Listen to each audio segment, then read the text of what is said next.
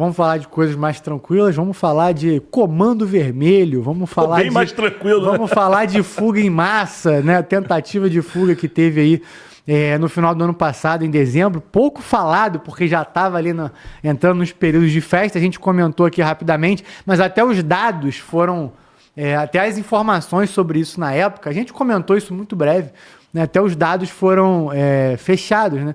Mas agora, porque estão criando um muro de 4 quilômetros para impedir que os 22 mil presos do complexo de Jericinó, que é o complexo de Bangu, é considerado aí por muitos o pior aí do Brasil.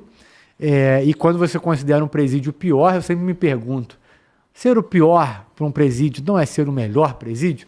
Deixo aí a polêmica. Mas eles estão, né, projetando isso porque muita coisa aí aconteceu. Miquel, se você quiser dar mais alguns detalhes aí, teve muita coisa aí que gerou essa questão, inclusive policiais sendo monitorados, meio caótico, né? Mas vamos fazer um muro, lembra o Trump que queria fazer aquele muro para fechar o México de não entrar nos Estados Unidos? Então, a gente tem que fazer um desses ali, né, em Bangu, para que os presos não fujam, porque a gente está falando de, né, imagina uma coisa dessa acontecendo. Acabou a cidade, né? Eric, o complexo de Jericinó é um complexo penitenciário que tem 22 unidades, presídios propriamente dito, 2 unidades hospitalares, sendo um hospital psiquiátrico, e uma unidade materno-infantil, né, para as presas ali que acabam dando à luz dentro do cárcere, elas conseguem ter o contato com seus filhos nessa unidade separada. Então são um total de 25 unidades, com cerca de 22 mil presos. Sendo que, apesar do nome Complexo de Jericinó, esse complexo ele é composto por unidades isoladas. Então, cada unidade tem seu próprio muro, tem seu próprio sistema de monitoramento, o que acaba fazendo com que um ou outro tenha uma maior vulnerabilidade, né, de proteção, né, para garantir que os presos não saiam e que coisas ilegais também não entrem. Acontece que a Secretaria de Administração Penitenciária descobriu que há algum tempo criminosos do Comando Vermelho, mas não só do Comando Vermelho, tá? De outras facções também, vem tentando monitorar a atuação dos policiais, a segurança, a rotina, em quais momentos que os policiais trocam seus plantões para poder facilitar a entrada de ilícitos dentro dos presídios e também possibilitar fugas. Uma delas, inclusive, foi impedida justamente porque os criminosos jogaram materiais para dentro do presídio na intenção de permitir que quem estivesse lá dentro rompesse as celas, né, e conseguisse fugir com o auxílio do pessoal de fora. Só que eles acabaram jogando no presídio errado. Então os presos estavam esperando em um ponto, eles jogaram numa outra unidade e com isso os policiais identificaram o plano. Nesse plano, se viu que os presos, inclusive, conseguiam trocar áudios, ou seja, tinha telefone dentro da cadeia, onde os presos filmavam ali, ó, tá passando agora, ó, ele fica 10 minutos ali, depois ele vai em tal lugar, aquele dali sai para fumar 5 minutos, aquele dali caga a cada meia hora, e conseguiram literalmente mapear a rotina da segurança desses presídios. E não só dentro do presídio, mas como fora também, havia alguma observação, provavelmente para tentar, de repente, sequestrar um familiar desses policiais penais ou coisa do tipo. E aí, diante de todo esse cenário, a Secretaria de Administração Penitenciária resolveu dar uma reformulada no modelo de segurança desse policiamento, estendendo um muro de 4 quilômetros que vai abranger todas as unidades. Então, você vai ter um perímetro externo muito grande e vai continuar tendo as cercas de comprimento menor. Essa cerca externa vai ter aí 3,60 metros, mas o mais interessante nisso tudo são os sensores que vão acontecer, que estão previstos para serem instalados, que vão facilitar a percepção do que entra, do que sai, se tem alguém tentando pular, se tem alguém lançando alguma coisa, justamente porque 4 quilômetros é um espaço muito grande para ser monitorado o tempo todo, principalmente considerando que a gente tem um efetivo de policiais penais muito limitado.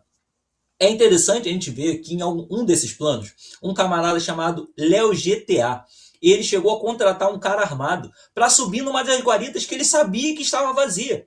E esse cara armado na guarita, ele ia conseguir auxiliar na fuga dos presos lá dentro.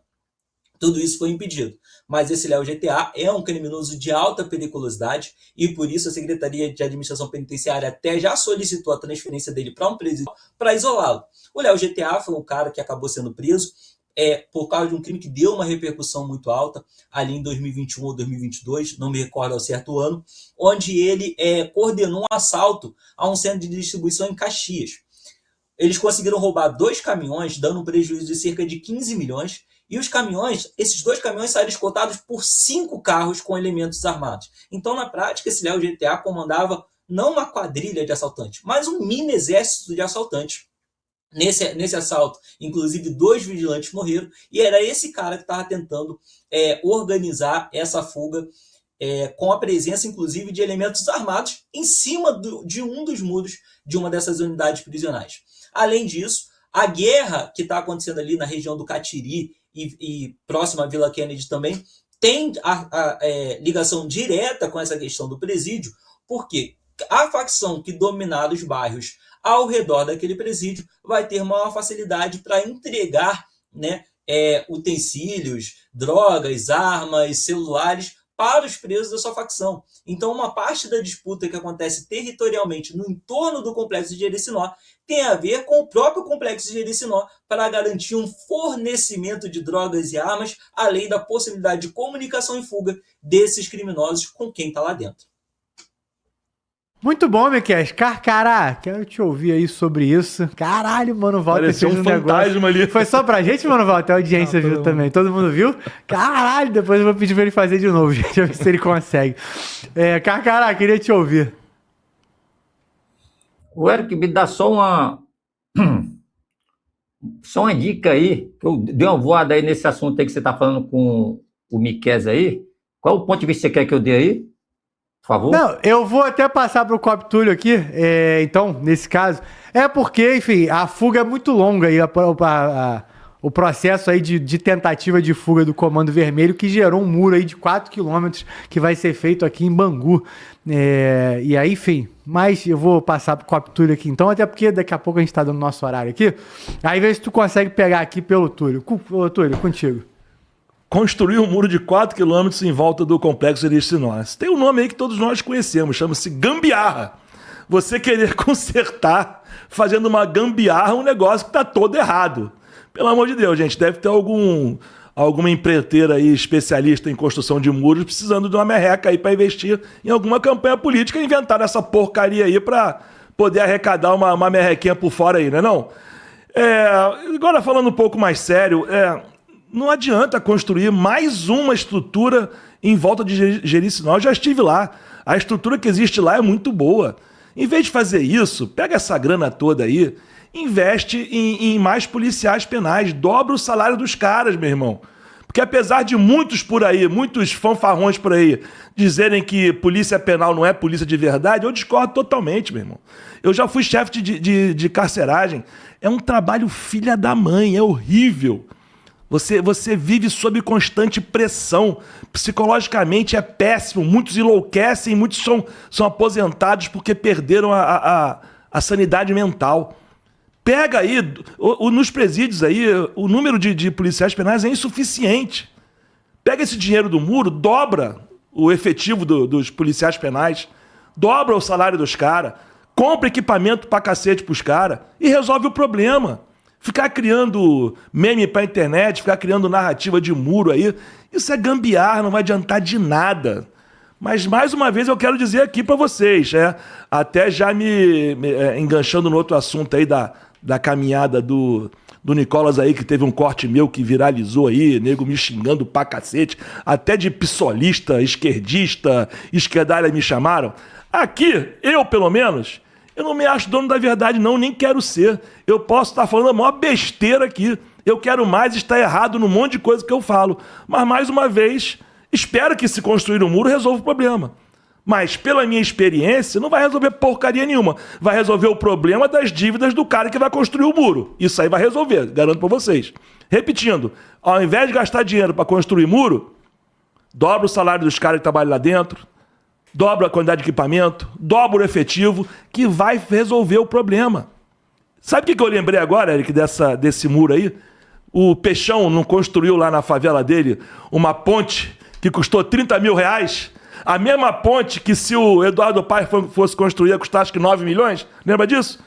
Pra mim é exatamente a mesma coisa. Foi 900 mil a 1 milhão, né? Que daria, né? E ele fez com... Ele gastou 40 mil e resolveu o problema. Coisa de maluco, Então, pra mim é mais um desperdício de dinheiro de nós, otários, pagadores de impostos. Aliás, paguei meu IPVA hoje, meu irmão. Vontade de arrebentar um aqui.